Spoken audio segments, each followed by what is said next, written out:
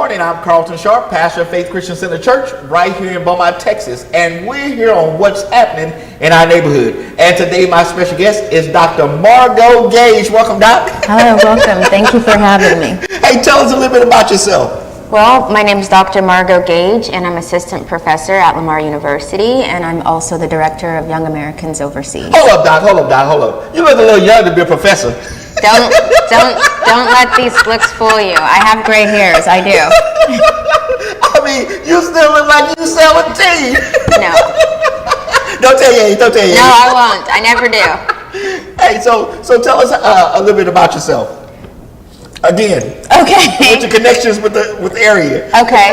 Well, I was born in Austin, and I spent many years in Colorado, but my mother was born here in Beaumont, Texas. She went to French High School. Whoa, a buffalo.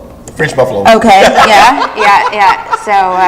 So I do have some relatives out here, and this is my first time being here as an adult and getting to learn about the city. Now, you are the director of YAO. So what is YAO? YAO is the first veteran housing complex in Jefferson County. We assist post 9/11 veterans looking for their relaunch who come home to get a restart. We also help people in general. We help young people, educate them to try to travel around the world. That's another thing we do. And then we try to get different community programs and events going, like, for example, the Veteran Fest, what we just had. So one of the things that you might be asking, well, what is YAO? Is Young Americans Overseas. And so you assist those Americans who are overseas to do what?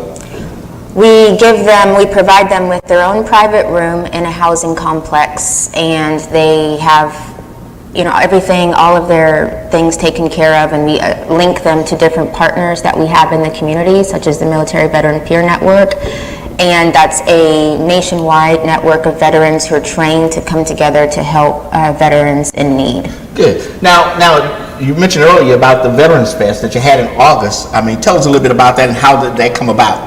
The Veteran Fest, it was the second time that we did that. It was the largest Veteran Fest that we had. It was the largest pinning of Vietnam veterans in Southeast Texas ever in the history of Southeast Texas. Now, again, I mean, we have novices that's watching today, and when you talk about pin, you talk about giving them a pin or... No. Actually, they get awards from the Department of Defense, and they're pinned onto their outfit, the awards. The Department of Defense flew out, actually, a guest speaker, a colonel, to address the crowd, and we made it just a big welcome home party for the veterans. And this was this was the largest that you've seen the last couple of years. Right, this was the largest that we've ever put on, and we had over 100 veterans who were pinned, so that's a record number for Southeast Texas. Wow. Okay, so not only that, but you talked about you have a housing complex for the veterans. Right. We have a housing complex. It's for veterans and non-veterans, but veterans are our target population because we don't want the people who went and served overseas to come home to live on the streets. Veteran homelessness is a big problem, especially in Southeast Texas, especially after Harvey. We have tent cities behind the VA, and there's no place for these guys to go. Especially if they are, have no jobs, no skills, because they might have been a young person right out of high school when they enlisted and they get back, they're far behind their other peers who went from high school straight into the workforce. So this is a safe place for them to reinvent themselves. Wow. Now, also with the Veterans Complex, where is it located at? It's located in the Cable neighborhood, so that's right on the corner of Linson and Live Oak. It's the big white housing complex fenced in. And across the street from that, we're building Texas's first women veteran and women first responder park. Yeah. And so who can come to the complex, and I mean, how many beds are there, and Well, who comes to the complex is the residents, because you have to think of it's their home. So it's not that we have people just coming and going. It's not like a looky-loo. It's not a zoo. So just the veterans, or if you have an appointment, like if you need to speak with me about something, then we make an appointment. We have had dignitaries there. We've had the mayor of Beaumont. She's visited. We've had the VA director of homeless director, Louis Paulino, who has visited. We have had Congressman Randy Weber visited. Senator Corinne has sent his regional director out. So we've had a lot of big name people come to the complex. And of course, you always need support, additional support. Right, you do. you do.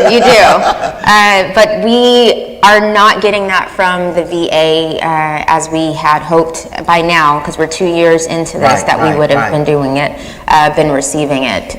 So that means that we're not able to help the people most that who really need it. So we have something called the HUD-VASH program in Beaumont. So that means that if a veteran might become homeless, they can go to the VA and sign up to get a housing voucher. But in between that period, when they're waiting in line for their housing voucher, have been approved for their housing voucher, they're on their own. So we could be a place for them to come and go, but the VA still has not funded that turbulent time when they're either waiting in limbo, basically. So they need a bridge for that. So actually, if they're waiting, do they actually become homeless at that point? No, they already are homeless. Okay. So they're coming because they want to have a home. Okay. So they get their voucher from the VA. It's a wait, but they get their voucher. But their voucher, it takes a moment before it kicks in. It could take, however long it takes for them to find. And then it depends on housing, if they can find a house. Exactly. There's a lot of factors that go into that. There is. In determining whether or not they could use the voucher. There is. And so, we have attempted to get funding for that, but so far we've been unsuccessful to help provide them that bridge. Now, do you provide counseling? No, we don't do any counseling service on site. That's what the Military Veteran Peer Network is for. Okay. Now, tell us about the women's veterans and first responders part that you do. Right. So, women veterans is one of the fastest growing veteran population, especially African American women. They are becoming veterans in high numbers. And a lot of people don't realize that a veteran and a first responder can look like their mom. So we don't connect a woman to uniform as often. And so that park is meant to raise awareness about the women who go out and serve. In the state of Texas, you don't have one that's 100% dedicated to women. You do have one in DC. We have sometimes you see at a park, they might have one woman statue or one little plaque on the ground, but it's really a very male-dominated park.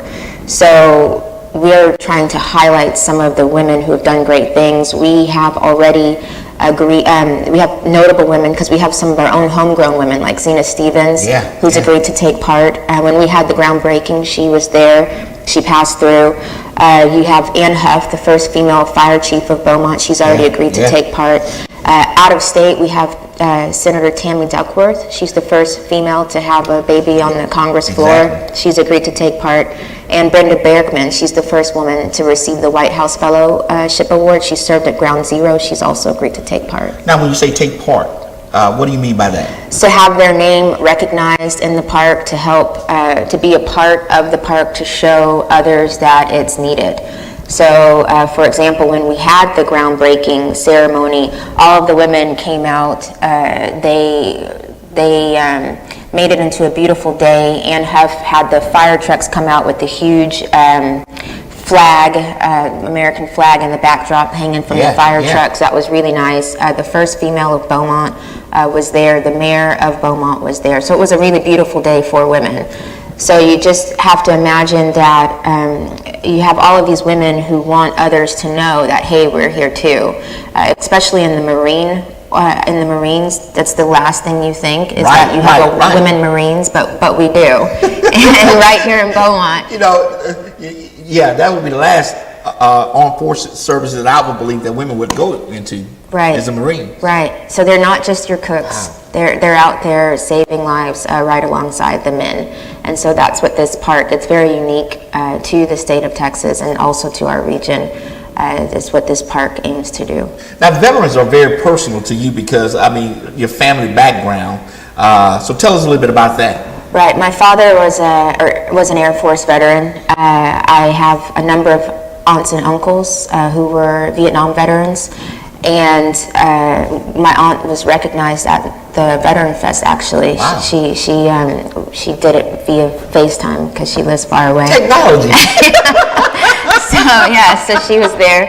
And my husband is a Dutch Air Force veteran, so I've never served in the military, but this is my way to contribute to the military. Now, when I spoke to you before, you said you were talking about how this is your service because your father actually went into the military. Tell us a little bit about that, because you made a statement before. Right. I said that my father said he served so that I don't have to. He would always say that to me. So I went to university, and that's what I did. That's powerful.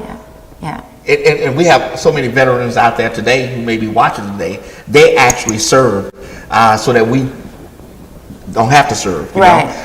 Because hey, listen, I salute all of you who serve. I mean, we couldn't have the freedoms we have now if it wasn't for men and women who went to the service to give us this right that we have. Right, and we don't think about that oftentimes because when we're going about our daily lives and we're shopping and buying at Starbucks and whatever, but it's absolutely true, and that's what we're hoping, that we can raise awareness about the situation with the housing complex. We're hoping that the VA, they do endorse the facility. We're hoping that eventually we will get the funding that's definitely needed in our region. But now, those who are watching they could donate to the project. It is a 501c3, so they could donate, and we do, for all donations, I don't take a salary. It goes 100% to helping the veterans. If they're donating to the park, it goes 100% to the park. I'm a professor, I don't need it. I do it because I want to.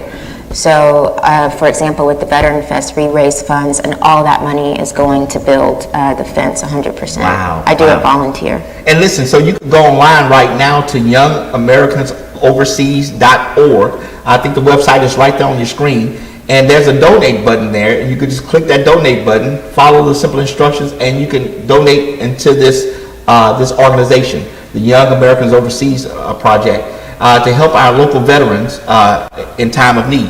So they can actually do it online. Yes, they can. But if they want to send it through the mail, they can send it to? They can send it to 2390 Linson. It's also on the website, the address. They wanted to mail a check, that's also fine, in Beaumont, Texas. Good. Now, you also did something recently, the Social Justice Symposium. Tell us a little bit about that. Right. This was the first social justice symposium in the history of Lamar University. And so I went and I organized that. We invited a number of people and had a panel discussion. We spoke about women in politics, where Adriana Bell came and did that. We also had a criminal justice reform panel and then a public health panel as well. It was 150 attendees what we had. So let's talk about the women in politics real quick, because I've seen over this past election cycle more women getting involved in the political aspect of it because of what we see.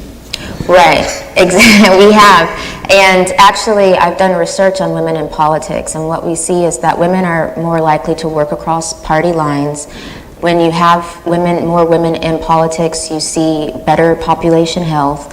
That's also because a lot of their backers or supporters are for health type of topics, so then they're more in tune to needing to pass these types of health measures. So there's overwhelmingly positive things when you get a woman in office. The problem is to get a woman to want to run, and then because a lot of times it's so abstract for us Americans to see a woman who is in authority. Yes, but once we get over that hump and we actually get in office and we let her work, we're actually quite satisfied with that, because we're used to seeing women taking care of us. So it's just that first hurdle of getting her in there, which is the tough part. And that's one of the things I was going to mention, because one, they don't have the issues that men have with trying to communicate with one another, especially across party lines, because, hey, listen, we know that there's a better good for all of us out there. Two, most of them may be mothers. Yes. So, of course, that nurturing part of it comes into, but also they're great leaders. Right, we are. You say, yes, we are. So We'll see what happens in the coming time, but I think that what you say, we have seen an increase in the number of women running for office, and I hope that that continues. We've also seen an increase in the number of veterans running for office. That's true. Yeah. And so I think that this is all good for American society to help advance us, to start getting a diverse type of person at the table.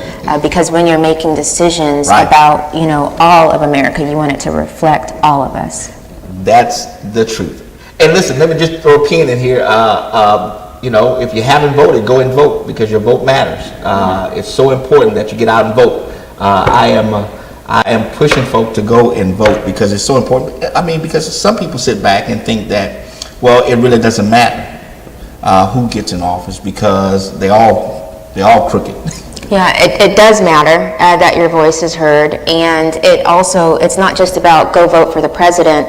It's also with these other small positions, like who's your judge, because those things matter with criminal justice reform, who's on city council, those things matter.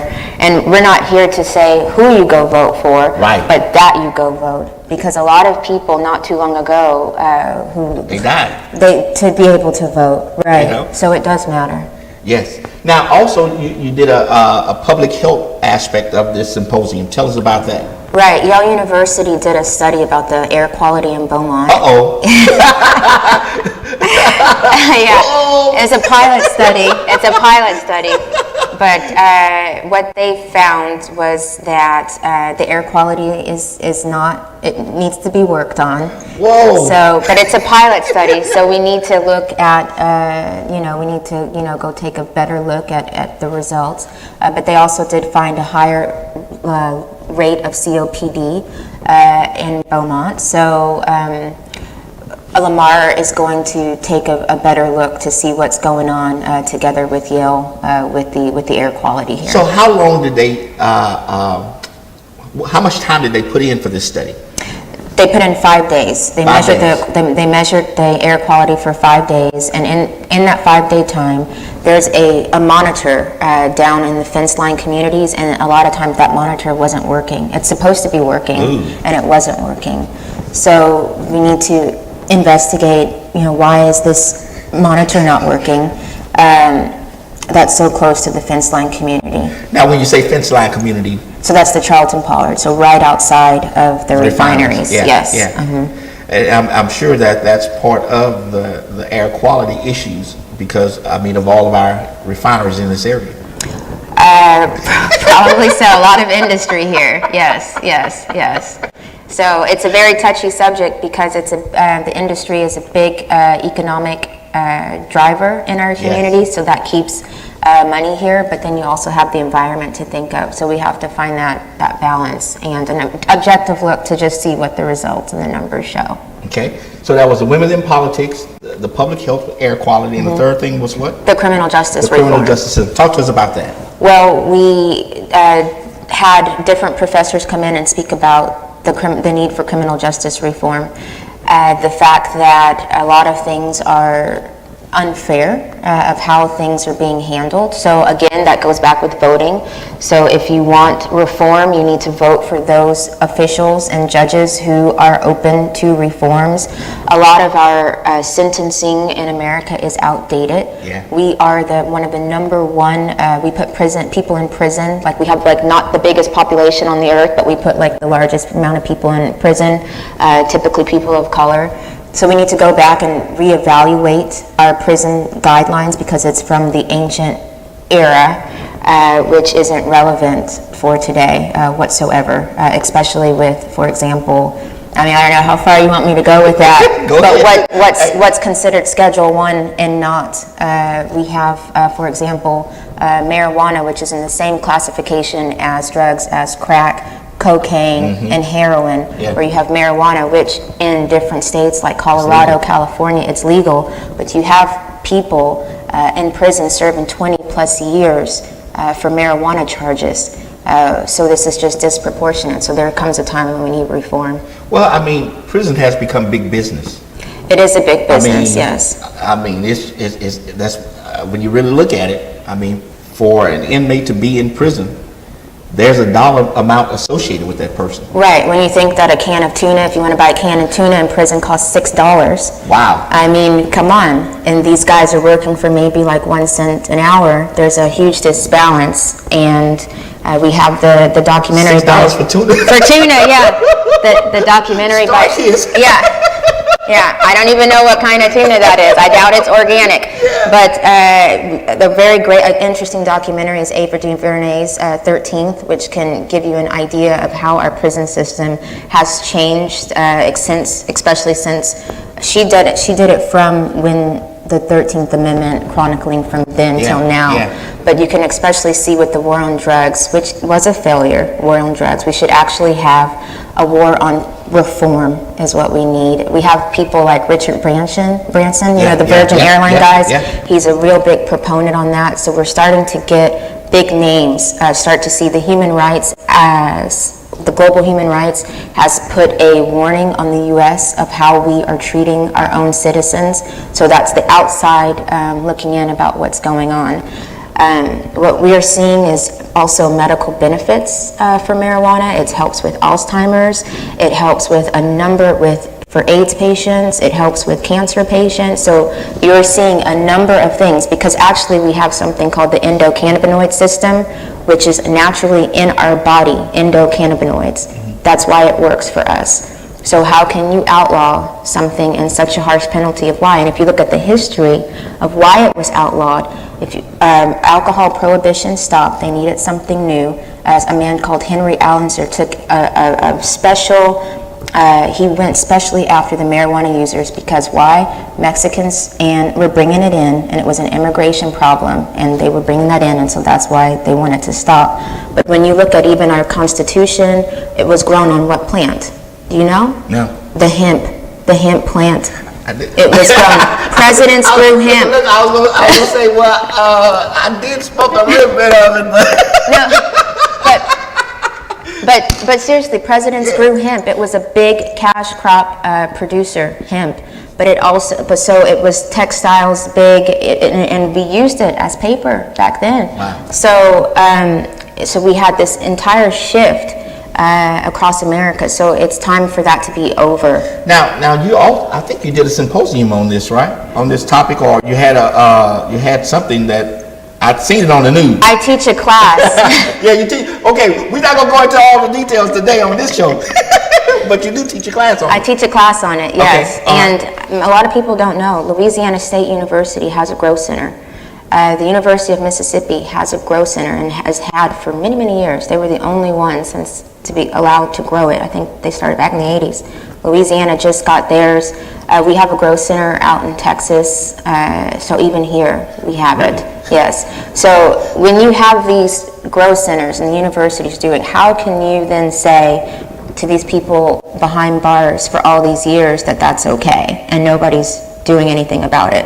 But we do have in California, where they're a model state where they are trying to champion, they're starting to reverse those sentences and expunge the records of people who got in trouble for marijuana, because it's very double. Well, again, I go back to the thought I had earlier about big business. It's big business. You know, it really is. It really is big business. So, Doc, are you planning on doing any of these activities against Veterans Fest next year? I mean, is that in the planning process right now? Well, everything is too early to tell. You know, I'm a very busy person, but, you know, we'll see how it's going. But I definitely, with the Social Justice Symposium, I definitely would like to keep that going. With the Veteran Fest, I beat, like, it was a record number in the history of Southeast Texas, so how do you top that? So that's something I have to consider. She could top it again. Look, there's more than 100 veterans in our area, I'm sure. Yeah, so, I mean, I just have to consider those things. But it was a beautiful day, and everything was free. And it was free because of businesses in the community who helped to contribute to make it a beautiful day for those veterans. So that's nice. And the Women's Veterans First Responders Park? That's going to be opening very soon. We have already Willie Nelson's granddaughter who's agreed to come perform when we do the grand opening of that park. So it first starts with getting a fence, and so we need to keep collecting the funds to get the right kind of fence. Again, she needs a fence. you can go on our website, YoungAmericans.Overseas.org, O-R-G, and there's a donate button right there on her screen, and you just click that donate button and give toward the fence. The fence fund, yes. The fence fund. It's on there, fence fund. Fence fund. Yeah. And then also, what about volunteers? You need volunteers. If they know how to build a fence, if they want to come out and help once we get those funds, or if they have other qualities, just let me know. We can put you to work. We're just let us know. Well, here's an idea. Those of you who are watching today, you might have a fence company, and you want to support our veterans. Here's a way to support our veterans. Why don't you donate building the fence at the complex? Why not? That's a great idea. That's a great idea. And everybody who makes a donation and every company who works with us, they're going to be put on the sign that's a permanent fixture in the park. So they're going to be recognized in that way. Okay. Well, listen, I want to thank Dr. Gage for coming today to share with us all of this great information about Young Americans Overseas, the Veterans Fest, the park, the Women's Veterans and First Responders Park. Talked about the relaunch of veterans, to help veterans relaunch in their lives, the social justice reform symposium that she had with all the different topics. And listen, I'm so grateful that she came on to talk about those things today. Hey, listen, if you want more information, let's put her website back on the screen again.